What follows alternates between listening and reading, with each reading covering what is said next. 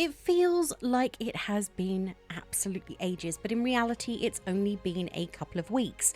However, I am back with another book review for your enjoyment. At least, I hope so. Not the I'm definitely back, but I hope it's enjoyment and enjoyable. February is now over, though it lived up to its reputation as the shortest month of the year and vanished without a trace, unlike January, which felt like it lasted at least a year. Anyway, you are not here to hear me listen, ponder the passing of time. So let's get down to it.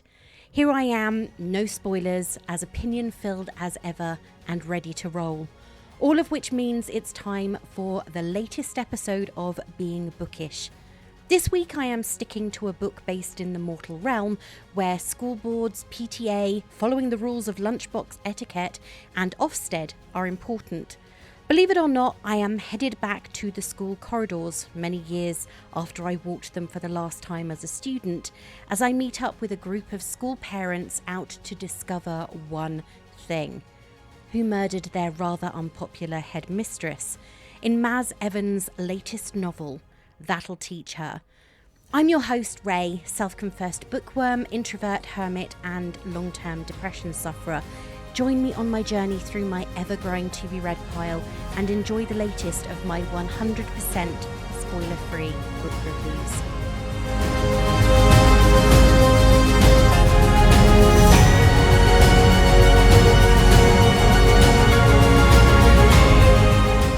Last year was, as I have said a multitude of times in this episode and many others, and you will probably hear it again and again, the year of fantasy. If I'm trying to do anything in 2025, it's to maintain a healthy balance. For every fantasy novel I pick up, I am reading something different, whether that's helping Poirot solve an unsolved murder or travelling across the Highlands with a young and unhappy bride in the 12th century. February was no different, though to be fair, I did read a lot of Julie Garwood.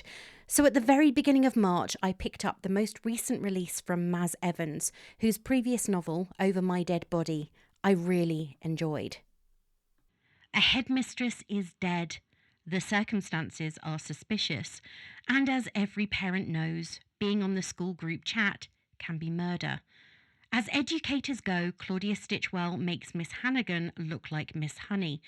But when the reviled head teacher drops dead in the school hall, a group of sceptical parents suspect the nut allergy explanation doesn't add up. They believe someone wanted to teach Miss Stitchwell a lesson. Only 4 people could have killed Stitchwell: Hattie, the adored school cook; Kira, the hard-working teaching assistant; Clive, the loathed school bursar; and Ben, the popular deputy head.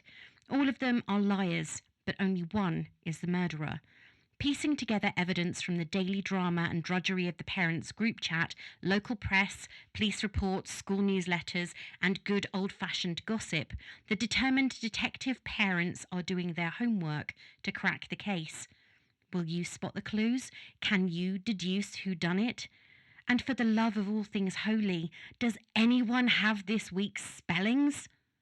This was a fantastic way to start the third month of the year, with a blend of comedic wit from the parents in their group chat to the political machinations going on behind the scenes at school. Welcome to the seemingly ordinary world of St. Donatus Primary School, where tensions between staff, parents and students reach a boiling point after the sudden death of the school's feared headmistress, Claudia Stitchwell. Initially assumed to be the result of an allergic reaction, her death is soon revealed to be murder, and as secrets unravel, the school community becomes a tangled web of suspicion, betrayal and hidden motives. Claudia was a ruthless and controlling leader, loathed by almost everyone. She ruled with an iron fist, making life miserable for both staff and parents. One of her final acts was organising a school trip, which only served to highlight the growing resentment among those around her. When she dies at a parents' evening, seemingly after eating a slice of chocolate cake, the investigation quickly focuses on those closest to her, especially when it is discovered that the cake was baked by Tanya, one of the school's parents. Tanya immediately becomes a prime suspect, though she insists she had nothing to do with Claudia's death. Tanya is judged by some of the parents in the school, such as Stella and Rosie, who seem only too quick to believe she is guilty. At the heart of the investigation is Priya, an ex-CID detective now confined to a wheelchair after an accident. A single mother, Priya is sharp, determined, and suspicious of everyone. Though no longer an official investigator, she takes it upon herself to uncover the truth, refusing to let anyone's lies or carefully crafted alibis go unquestioned. Her instincts tell her that Claudia's death is just the beginning, and she is proven right when another murder shocks the school. Clive, the cruel and unpopular school bursar, is the next to die, this time not by poison, but by a gunshot. Though initially a suspect due to his questionable financial dealings and cold-hearted nature, his death eliminates him from the list of killers and confirms Priya's worst fears. Someone within the school community is willing to kill again. Clive's demise sends shockwaves through the investigation, proving that the murderer is still among them and ready to strike when necessary. Meanwhile, Kira, a teaching assistant who was forced to leave high school when she fell pregnant with her oldest child, a decision made by Claudia Stitchwell and her father, Reverend Stitchwell, has her own struggles. She is determined to secure a bright future for her younger daughter Grace, hoping to get her into an elite private school. But Claudia's influence could have ruined these chances. At the same time, Kira is struggling with her rebellious older daughter Taylor, whose problems only add to her stress. But it is Kira's affair with Ben, the charming but ambitious deputy head, that puts her in real danger. Ben has a reputation for questionable romantic choices, a past marriage in Inverness, and a young son he rarely sees. Though he is well liked, whispers of his true nature make him a person of interest, especially since Claudia had the power to block his chances of career advancement. Hattie, the long-serving school cook, is another figure in the mystery. Warm and motherly to the children, she knows more about the school's secrets than most. While her reputation is that of a harmless, kind woman, she is not as innocent as she seems and has many secrets of her own. Central to the investigation is Claudia's diary, a private journal filled with the secrets of those around her. Ruthless and meticulous, she kept detailed records of people's indiscretions, grudges and scandals, knowledge she used to maintain control over the school, its staff and the parents. Adding further complexity to this mystery is Reverend Stitchwell, Claudia's father, despite the fact he's dead. A man who preached morality and virtue, he was in reality deeply corrupt, immoral, and known as in the town as a predator of women. His hypocrisy was no secret, but his influence protected him for years.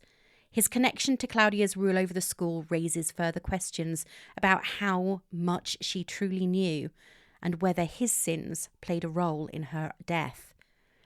As Priya pushes deeper into the mystery, she uncovers a tangled mess of lies, ambitions, and grudges.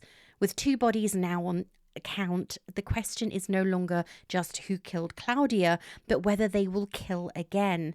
The tight-knit school community is being torn apart, and with every passing day, the list of suspects narrows. But as the truth slowly comes to light, one thing becomes clear. The murderer has no intention of stopping until their secrets are safe forever.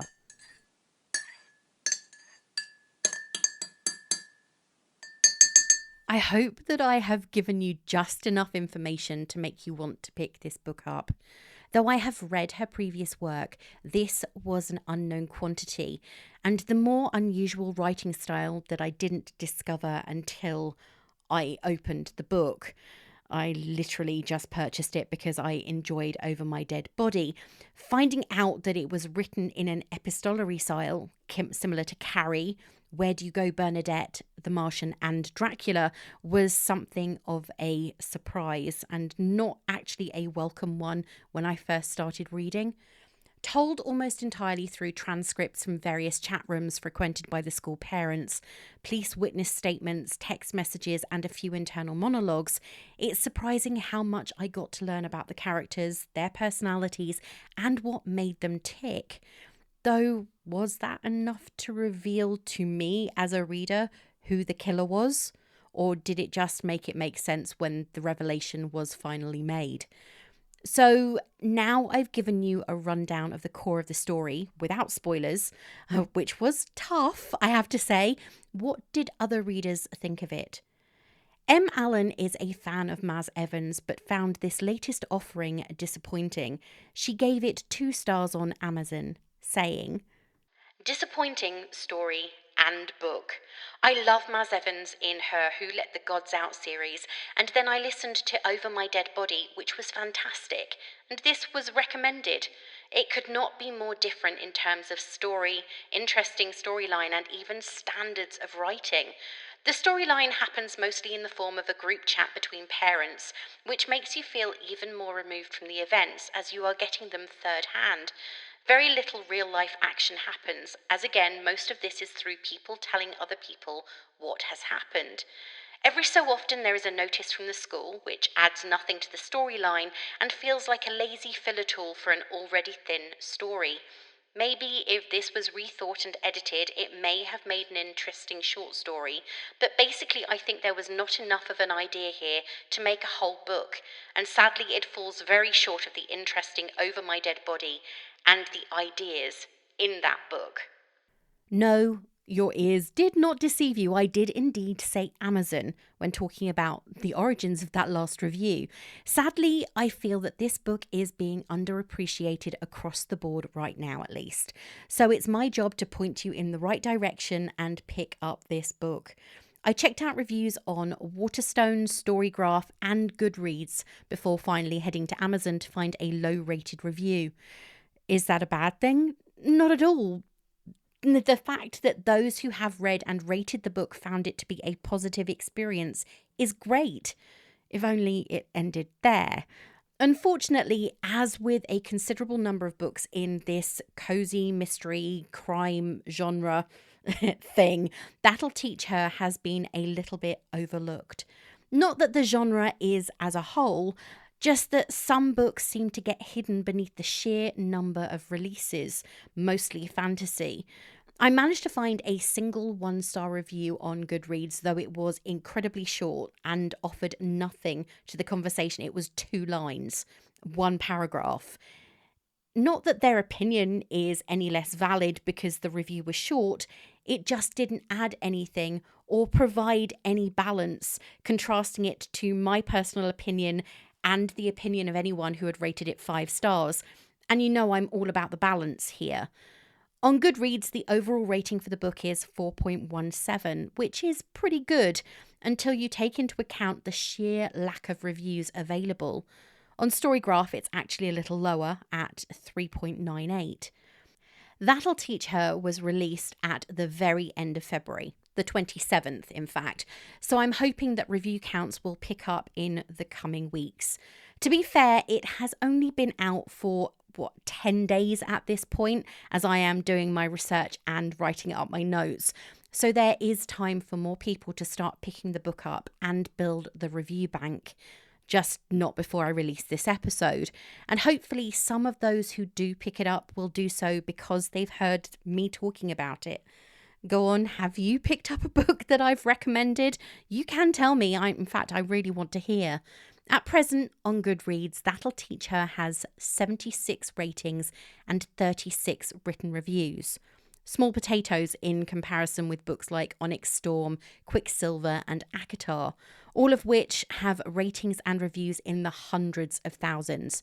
Seriously, right at this moment, Onyx Storm has 848,982 ratings. And no, you did not mishear me. That's 6 digits, nearly 1 million ratings. Because there is such a small pool to choose from for That'll Teach Her at the moment, I am not going to break them down into the individual scores. Again, I am keeping my fingers crossed that I will see the count grow in the coming weeks and months. Kez enjoyed Over My Dead Body previously and read an advanced copy of That'll Teach Her, which she enjoyed enough to give it 5 stars.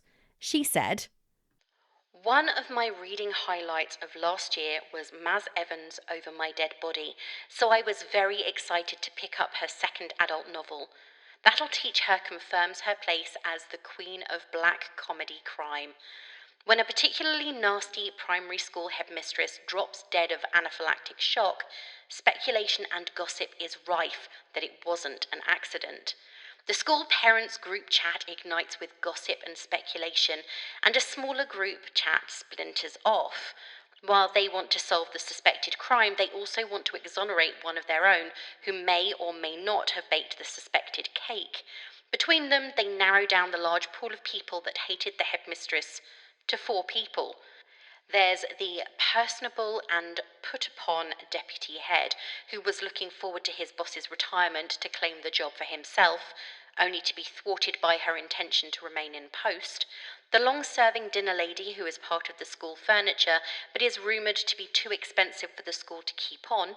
The feisty TA who has her own history with the headmistress, and the creepy school business manager who seems to know everyone's secrets but may hold a few of his own. The mystery is mostly told through the parents' group chat, statements and commentary from the suspects, and communications from the school. Maz Evans excels at creating compelling, awful characters, ones that you absolutely loathe but can't look away from. But this novel shows even her likeable and lovable characters have a dark side. The group chats are hilarious and so relatable to anyone who's been in a large group chat. The parents are a diverse group, which causes friction and conflict. I love the snarky, witty dialogue, and there are plenty of laugh-out-loud moments. I like to imagine that the author had so much fun writing this, because I sure had a lot of fun reading it. I remain eternally grateful to be child-free and never have to deal with parent group chats. Oh, and does anyone have this week's spellings?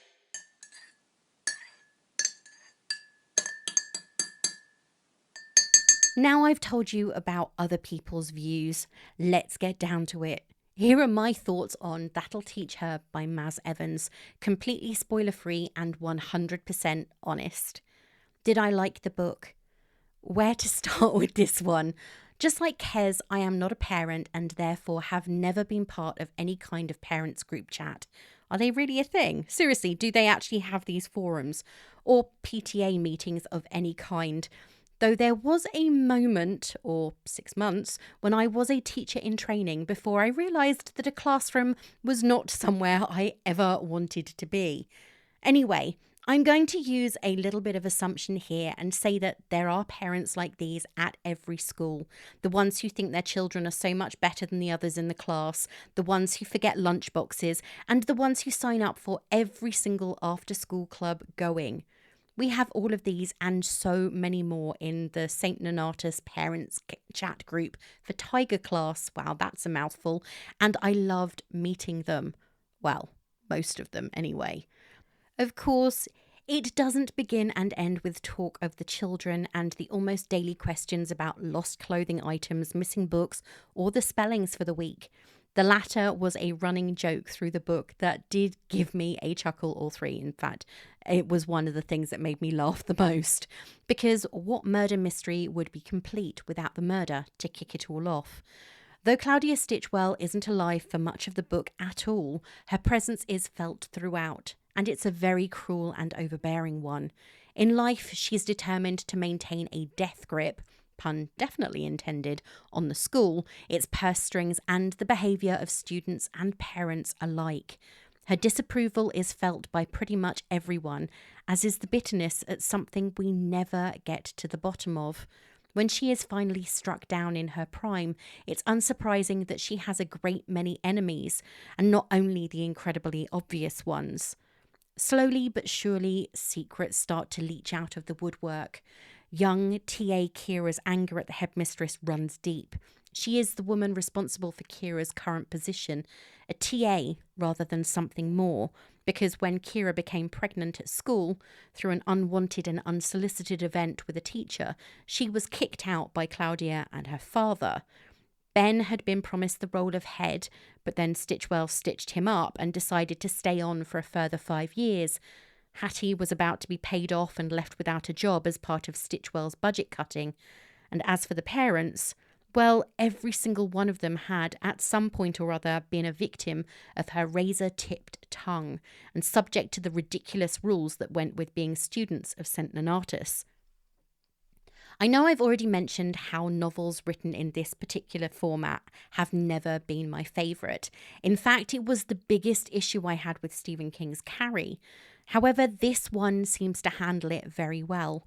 We have the detailed transcripts of the parents' chat group, occasional newspaper cuttings with witty observations in the headlines and the articles themselves, the witness statements given by the suspects and taken down by a rather incompetent police officer for what is a murder mystery with amateur sleuths without the often ineffective police, and of course the internalised thoughts of the suspects as they go about their everyday lives, and the occasional very weirdly addressed letter from the school secretary. From the start, I didn't trust Ben. He has a lot to gain from Claudia Stitchwell's death. Moments before her unfortunate passing, he is made aware of the fact that the job he was promised isn't there. And then amazingly, incredibly, he is head teacher. And that's when his life truly starts to unravel, with secrets pouring forth and his real character coming out. He is initially presented as the perfect teacher. The parents of his students are full of praise for his attitude, the way that he can get the best from the class, and he is just so handsome and personable.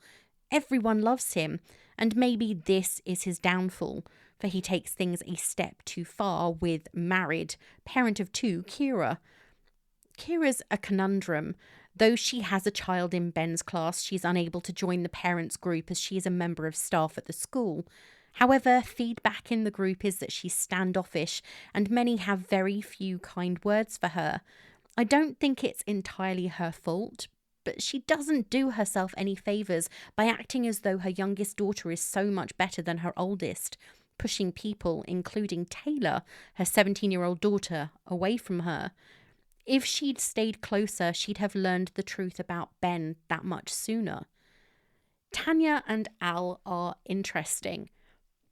Though Tanya is a suspect because she baked the cake that supposedly caused Claudia's anaphylaxis, we don't really learn all that much about her apart from the fact that she's a baker and she has a child in Tiger class. And Al, he's a nurse married to a very busy doctor, and though we learn he misses his job and regrets the fact that he doesn't see his wife as much as he would like, that seems to be it. He's the sensible voice, the one who tries to pull people back when they seem as though they might be getting a little too OTT about something. Priya is an interesting one. I loved her character. Seriously, she was my favourite. She clearly doesn't hold back on voicing her opinions, and though sometimes they can change like the coastal breezes, one minute she's, oh, I don't like Kira, she's too far, she's too stuck up, and then, oh, poor Kira. She is clearly stuck on, I was on the force, and is going to do everything she can to ensure that justice is done. She's not quiet when it comes to her feelings about anyone, especially Claudia Stitchwell, Ben, and Kira. She is firmly on the side of what she believes is right and will do everything she can to get there. Does she occasionally go a little bit too far? Absolutely, but she can't switch it off. It's in her nature, and the dirt that she's able to dig up is incredible. Horrifying, but incredible. Having worked in London for many years until she was shot, she still has a lot of contacts, and to protect her friends, she goes all out, pulling out every single stop she possibly can. I love her determination and the fact that even after a verdict is made on Claudia's death, she knows that something isn't right and continues her search to find the truth.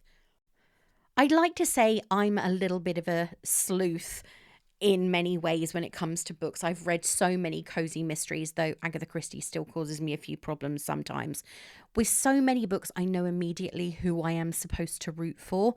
And I like that this book had me vacillating. Was Kira guilty of Stitchwell's murder? Was it Ben who planted the nut oil in the Jesus statue after covering the chocolate cake in a nice layer? Did Clive doctor Stitchwell's drink because his creative accounting was about to be uncovered? Did Tanya truly make sure that her kitchen was nut-free before baking? With so many options to begin with and even more uncovered as the book continued, I kept on second-guessing myself. As I always say when I read an Agatha Christie and the twist in the tale has me completely surprised, this book was no different. Never in 1,000 years would I have guessed that particular outcome, and for that alone I had to give the book a 4-star rating. Well, on Goodreads at least. On Storygraph and Fable it got 4.25. You've got to love that quarter mark functionality. If you're looking for something like this, or you loved this and want something else, then why not try these? Cozy crime, murder mystery, whatever you call it, I love it. Well, not all of it, to be fair. I have picked up and discarded a few in the genre over the last few years, but for the most part, I love it and I am always on the lookout for a new author. So you can imagine my relief when I came across Maz Evans and her first adult novel back in 2023. That being said, there are a number of authors I think you'd enjoy if you like this book and are looking for something to fill your time now you've finished it, or if you've read the books I'm about to mention and want something new, then this is your sign to read That'll Teach Her. Vera Wong's Unsolicited Advice for Murderers by Jessie Sutanto. You've probably heard me talk about this book so many times, and I'm going to refer you to my episode on it in a moment, or at least I will be adding the link down below in my episode notes, so check it out if you haven't already. Vera is very special to me. I love her and I am so happy to see that she's going to feature in another book later this year titled Vera Wong's Guide to Snooping on a Dead Man. Just the title has me wanting to buy it. I think it comes out at the beginning of April. Tracy Whitwell has written a quartet of novels about the accidental medium. They are stories about a medium called Tans who, along with her rather sarcastic spirit guide Frank, seems to get pulled into the most unfortunate and often dangerous situations while going about her business. Of course, when you're in that sensitive place and can communicate with the dead, what are you meant to do? Ignore them? The most recent book in that series, The Hidden Dead, is released at the end of April. Psychics and mediums seem to be a big thing right now, and that's why another series I've recently started to enjoy is by Alice Bell. Grave Expectations and Displeasure Island both follow the story of Claire, her dead best friend Sophie, and their friends Basha and Alex, as they not only solve a couple of murders, but also uncover some very uncomfortable secrets. No recommendation list for books like That'll Teach Her would be complete without mentioning Over My Dead Body, again by Maz Evans. Do not play a drinking game using my mentions of Over My Dead Body in this episode as the marker, because it really won't go well.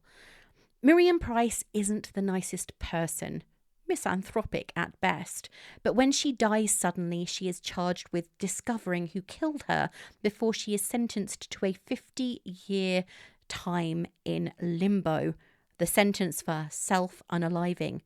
Unfortunately for her, the only person who can see her and therefore help her discover the truth is her ex-neighbour Winnie, who didn't like the doctor in life and, on the verge of dying herself, doesn't exactly feel generous.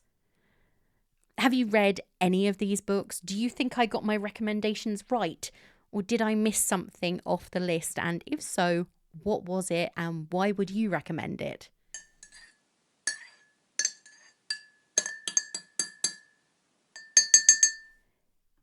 How are we already nearly a quarter of the way into 2025? I know that they say time goes quicker the older you get, but this is bordering on the ridiculous. It only feels like minutes ago I was getting cards marking my half century, and now I have cards on my dining table wishing me happy 51st. Anyway, less of that. Time passes, blah, blah, blah. This year is proving to be an interesting one for my reading. Just this morning, I woke to an email letting me know that the sequel to When the Moon Hatched has been pushed back 3 months. and payment for the final book in Hannah Kaner's Fallen Gods series has been taken. I think that Faithbreaker is the second book on my most anticipated reads list for 2025. Right now, I am reading The Bell Witches by Lindsay Kelk. That one sat on the shelf only for a few months, I think, and was one of only 3 locked library boxes I received in 2024. I would rather not get a box than get it and then have to find storage until I sell it on. So far in 2025, I have read a grand total of 28 books. Is that amazing? I personally don't think so, but then every single week I see people talking about how they are already approaching 100 books and wonder where they find the time for it. I read before work, at lunchtime, after work, on the weekends, and I'm still hitting about 12, and I'm happy with that, to be honest. Wouldn't it be great if I could make money from reading? I am sure I am not the only person who thinks that, if wishes were horses, right? Do you have any interesting books on your TBR for the rest of this year that you want to share? What books are you most looking forward to? Or are you on a ban and working your way through your existing shelves? And if so, what books are you really thinking that you want to pick up next? I'd love to find out what you're reading and what you're enjoying the most. Well, that's it for this week, and thank you so much for listening. If you like what you hear, why not share it with your friends and family? And please post a star rating on Apple Podcasts, Spotify, or any of the other podcatchers where you might listen. You can follow me on Instagram as Being Bookish Pod, on X as Being_Bookish, and this last month I've actually returned to TikTok. I know, shocker, right? I have no idea what happened, but after a year of not posting, I've been putting up videos almost every day. You can find me there as @BeingBookishReviews. You can also find many of these episodes and some video content on my YouTube channel, Ray Loves Reading, which can be found using the tag @BeingBookishPod. Or if you prefer to read everything, you can find some spoiler-free reviews and my 2025 reading tracker, plus all the links to where you can find the podcast on my website, beingbookish.co.uk. Until next time, this is me saying farewell.